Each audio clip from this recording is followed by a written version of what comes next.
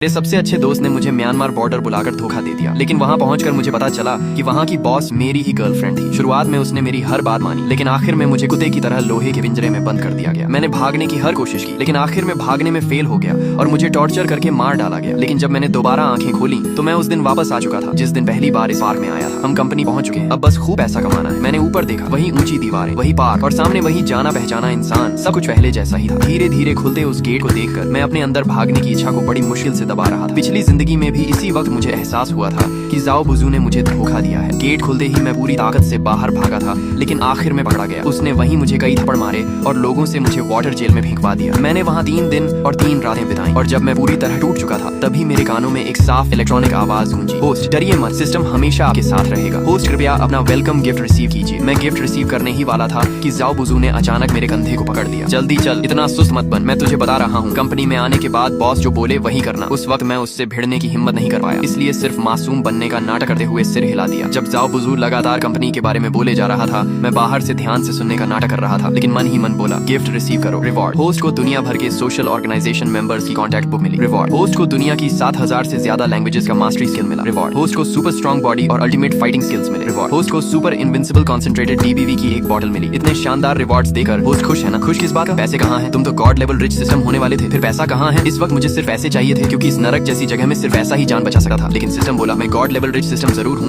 लेकिन बेवकूफ नहीं। पैसे आपको खुद कमाने होंगे, लेकिन चिंता मत कीजिए, जब तक मैं हूँ आप जितना चाहें उतना पैसा कमा सकें। ये सुनकर मुझे थोड़ी राहत मिली। मुझे पैसा भी कमाना था और बदला भी लेना था। पिछली जिंदगी में जिन्होंने मुझे तकलीफ दी थी, मैं उन सबको ऐसी मौत दूंगा कि उनका नाम और निशान मिट जाएगा। सबसे पहला नंबर जाओ बुजू का था। जल्दी ही मुझे ऑफिस में ले जाया गया। वाह, इस बार तो नया माल पकड़ लाए हो। ये हैं कस्टमर सर्विस डिपार्टमेंट के टीम लीडर जाओ तेजू। ये इंसान अगर राख भी बन जाए तब भी मैं इसे पहचान लूंगा। पिछली जिंदगी में मैं इसके नीचे काम करता था, परफॉर्मेंस नहीं ला पाया तो इसने मुझे बहुत मारा था, लेकिन इस जिंदगी में मैं इसे इतनी आसानी से नहीं छोड़ूंगा। वे लड़के, तेरी नजरें तो मुझे खा जाने जैसी हैं। जाओ तेजू ने हाथ बढ़ाकर मुझे पकड़ना चाहा, लेकिन रिफ्लेक्स में मैंने उसका हाथ पकड़ लिया और हल्का सा जोर लगाया। वो तुरंत चीख पड़ा, जल्दी छोड़, मेरी हड्डी टूट जाएगी। जाओ तेजू ने मुझे मारने के लिए हाथ उठाया तो मैंने तुरंत उसका हाथ छोड़ दिया और डरने का नाटक करते हुए जाओ बुजू के पीछे छिप गया। तुम्हारी बॉडी इतनी कमजोर है क्या? मेरे भाई ने तो बस हल्के से हाथ पकड़ा था। तुम्हारा ये भाई आम इंसान नहीं लगा, उसकी ताकत से तो वो अकेले एक बैल उठा सका है। ठीक है, ड्रामा बंद करो, इसका ज्वाइनिंग प्रोसेस पूरा करो और इसे एंटरटेनमेंट डिपार्टमेंट में भेज दो। एंटरटेनमेंट डिपार्टमेंट का नाम सुनते ही पिछली जिंदगी के डरावने सीन मेरी आंखों के सामने आने लगे। वो जगह असल में एक गंदा प्लेजर हॉल था जहाँ लोगों को पूरी तरह निचोड़ लिया जाता था और आखिर में उनका अंजाम बिग फार्म होता था। मैं एंटरटेनमेंट डिपार्टमेंट में नहीं जाऊंगा, मुझे कस्टमर सर्विस डिपार्टमेंट में जाना है। शेंगलिंग, क्या तुम पागल हो? एंटरटेनमेंट डिपार्टमेंट का सुपरवाइजर मैं हूँ। अगर तुम मेरे साथ रहोगे तो मैं तुम्हें प्रोटेक्ट कर सकता हूँ। मैं यहाँ हजारों किलोमीटर दूर सिर्फ बड़ा पैसा कमाने आया हूँ। सुना है कस्टमर सर्विस डिपार्टमेंट सबसे ज्यादा पैसा कमाता है, इसलिए मैं वहीं जाऊंगा। जैसे ही जाओ देजू ने सुना कि मैं कस्टमर सर्विस डिपार्टमेंट में जाना चाहता हूँ, वो तुरंत मुझे लेकर ज्वाइनिंग कराने लगा और लगातार मेरी तारीफ करता रहा कि मेरी सोच बड़ी है और मेरा विजन बहुत बड़ा है। लेकिन उसके दिमाग में क्या चल रहा था मैं अच्छी तरह जानता था। ज्वाइनिंग करते वक्त मुझसे जबरदस्ती स्लेव कॉन्ट्रैक्ट साइन करवाया गया। मेरा फोन, आईडी कार्ड और पासपोर्ट सब छीन लिया गया और बेंग खड़ा जाओ देजू मुझे देकर ताने मारने लगा। बाद में रोते हुए मेरे पास मदद मांगने मत आना, इतना कहकर वो मुड़कर चला गया। जैसे ही मुझे प्रोटेक्ट करने वाला कोई नहीं रहा, जाओ देजू फिर से अकड़ में आ गया। घुटनों पर बैठ और मेरे जूते चाट, फिर मैं तेरी बदतमीजी माफ करूंगा। बकवास बंद करो, जल्दी मुझे एक कंप्यूटर दो, मुझे पैसा कमाना शुरू करना है। मैं इसलिए इतना जल्दी कर रहा था क्योंकि सिस्टम ने इमरजेंसी नोटिफिकेशन दिया था कि 10 बिलियन वैल्यू का एक बड़ा डील डिटेक्ट हुआ है। कमाल है, तूने मेरी बात काटने की हिम्मत कैसे की? इस महीने हमारे ग्रुप का टारगेट पूरा हुआ या नहीं? सिर्फ 1 हफ्ता बचा है, अगर टारगेट पूरा नहीं हुआ तो सजा मिलेगी। जाओ देजू के चेहरे पर शॉक साफ दिख रहा था। उसे देखकर मुझे समझ आ गया कि उसका टारगेट अभी तक पूरा नहीं हुआ है। मेरे पास तुम्हारे साथ टाइम वेस्ट करने का वक्त नहीं है, जल्दी करो, मुझे पैसा कमाना है, अभी इसी वक्त काम शुरू करना है। मुझे इतना उत्साहित देकर जाओ देजू ने मुझे परेशान करना बंद कर दिया और मुझे ऑफिस की तरफ ले गया। ऑफिस के अंदर हर कोई पूरी मेहनत से काम कर रहा था। उनके पैर तक वर्क स्टेशन से जंजीरों में बंधे हुए थे। मैं अपनी सीट पर जाकर बैठ गया और सिस्टम स्क्रीन पर दिख रहे फोन नंबर को देखने लगा। सिस्टम बोला, होस्ट ये जापान के यामागुची ग्रुप के बॉस का नंबर है, उसे तुरंत हथियारों की एक बड़ी खेप चाहिए। आप बस कॉल कीजिए और मेरे बताए अनुसार बात कीजिए, आपको ये 10 बिलियन मिल जाएंगे। मैंने गहरी सांस ली और नंबर डायल किया। जल्दी ही कॉल कनेक्ट हो गई। फोन के दूसरी तरफ एक मिडिल एज आदमी की आवाज आई। अगले ही पल सिस्टम स्क्रीन पर प्रॉम्प्ट आया और मैंने तुरंत फ्लुएंट जापानीज में उससे बात करना शुरू कर दिया। आसपास के लोग शॉक होकर मुझे देखने लगे। जाओ देजू गुस्से में मेरी तरफ बढ़ा, ये क्या कर रहा है तू? लेकिन वो मेरी बात सुनकर वहीं जम गया। इसके बाद मैं फिर फोन पर बात करने लगा। सब कुछ स्मूथ रहा। मेरी और उस बॉस की काफी अच्छी बातचीत हुई और मैंने उसे बैंक अकाउंट नंबर दे दिया। अगले ही पल मेरी स्क्रीन पर दिखा कि उस कार्ड में 10 बिलियन येन ट्रांसफर हो चुके हैं। जाओ देजू स्क्रीन को घूरते हुए एक्साइटमेंट में अपना मुंह पकड़कर खड़ा रह गया। जैसे ही मैंने कॉल काटी वो खुद को रोक नहीं पाया। 10 बिलियन। ये नया लड़का 10 बिलियन कमा लाया। पूरा ऑफिस शॉक में था। जाओ देजू खुशी से नाचने लगा जैसे पैसा उसके पॉकेट में आने वाला। ये खबर जल्दी ही पीछे बैठे असली बॉस तक पहुंच गई और आधे घंटे के अंदर वो कस्टमर सर्विस डिपार्टमेंट में आ गया। जैसे ही मैंने उस हिडन बॉस को देखा मेरी आंखें सिकुड़ गईं। वो वही इंसान था जिस पर मैंने सबसे ज्यादा भरोसा किया था। जब वो मेरे सामने आई तो मेरा दिल जोर से धड़क उठा। लिन नियन शू के खूबसूरत चेहरे पर एक प्रोफेशनल स्माइल थी। वो मुझे ऐसे देख रही थी जैसे मैं कोई अजनबी हूँ। सुना है कोई नया आदमी आते ही 10 बिलियन येन का डील कर गया। जी लिन बॉस, बिल्कुल सही, यही है वो नया लड़का। नाम है शेंग लिन। पिछली जिंदगी में उसने मुझे बताया था कि उसका नाम सू शाओयू है। वो एक अनाथ लड़की है जिसका कोई सहारा नहीं। जब मैं सबसे बुरे हाल में था उसने मुझे जगह दी, काम दिया, अपनापन दिया। लेकिन अब पता चला कि उसका नाम तक नकली था। लिन नियन शुए मेरे सामने आकर ऊपर से मुझे देखने लगी। नए आदमी, तुम में टैलेंट है, अच्छे से काम करो, पार्क तुम्हारे साथ बुरा नहीं करेगा। वो मुड़कर जाने लगी। तभी मैंने अचानक कहा, लिन बॉस, मैं पहले एक लड़की को जानता था। वो बिल्कुल आपकी तरह दिखती थी। उसने अपना नाम सू शाओयू बताया था। लिन नियन शू के कदम रुक गए। हवा जैसे जम गई हो। वो धीरे धीरे मुड़ी और उसकी आंखों में एक ऐसा इमोशन था जिसे मैं समझ नहीं पाया। वो धीरे से बोली, दुनिया में एक जैसे दिखने वाले बहुत लोग होते हैं, अच्छे से काम करो और ज्यादा मत सोचो। वो चली गई लेकिन मुझे पता था कि मेरी बात उसके दिल में एक बीज बो चुकी है। पिछली जिंदगी में उसने मुझे कुत्ते की तरह इस्तेमाल किया था, लेकिन इस जिंदगी में मैं उसे वही दर्द महसूस करवाऊंगा जब सबसे भरोसेमंद इंसान धोखा देता है। टिंग सिस्टम नोटिफिकेशन आया। होस्ट की इमोशनल स्टेट में बदलाव डिटेक्ट हुआ है। फ्रेंडली रिमाइंडर, आपका डीडीसी अभी भी बैग में रखा है। क्या तुम्हारा सिस्टम थोड़ा परवर्ड नहीं है? Thanks for the compliment. मुझे 8 लोगों वाले डॉर्मेटरी रूम में भेज दिया गया। ऊपर नीचे वाले बेड अंधेरा और गीला कमरा, दीवारों पर फफूंदी लगी हुई थी। रूम में रहने वाले बाकी 5 लोग मुझे अजीब नजरों से देखने लगे। नया लड़का, सुना है आज तूने 10 बिलियन का डील किया। झूठ बोल रहा होगा, इसे इग्नोर करो। नए लोग हमेशा बड़ी बड़ी बातें करते हैं, कुछ दिनों बाद खुद रोएगा। मैंने कुछ नहीं कहा और अपने बेड पर चढ़ गया। जैसे ही लेटा सिस्टम ने फिर नोटिफिकेशन दिया। वो 3 लोग, नीचे वाले 2 और सामने वाला 1 होस्ट को सलाह दी जाती है कि फोन बुक फंक्शन इस्तेमाल करके म्यांमार मिलिट्री को इस वार की शिकायत करें और मौके का फायदा उठाकर भाग जाएं। नहीं, अभी भागना उनके लिए बहुत आसान होगा। मैं पूरे पार को खत्म करूंगा और जिन्होंने मुझे दर्द दिया है उन्हें इसकी कीमत चुकानी पड़ेगी। मैंने आंखें बंद की और पिछली जिंदगी की यादें फ्लड की तरह लौट आई। वाटर जेल में दम घुटने का दर्द, इलेक्ट्रिक शॉक की जलन और एक फार्म में सुअरों के साथ फेंके जाने की बेइज्जती। इस जिंदगी में मैं उनसे हर दर्द का कई गुना बदला लूंगा। हेलो, क्या ये Myanmar human trafficking control office है? मैं एक वार की शिकायत करना चाहता हूँ। अगली सुबह जैसे ही मैं वर्क स्टेशन पर पहुंचा, जाओ देजू खुशामद भरी स्माइल के साथ मेरे पास आया। लिन भाई, पानी पीजिए। आज अगर कोई बड़ा डील हो तो अपने भाई को भी साथ ले लेना। जाओ टीम लीडर, कल तो आप मुझे जूते चाटने बोल रहे थे।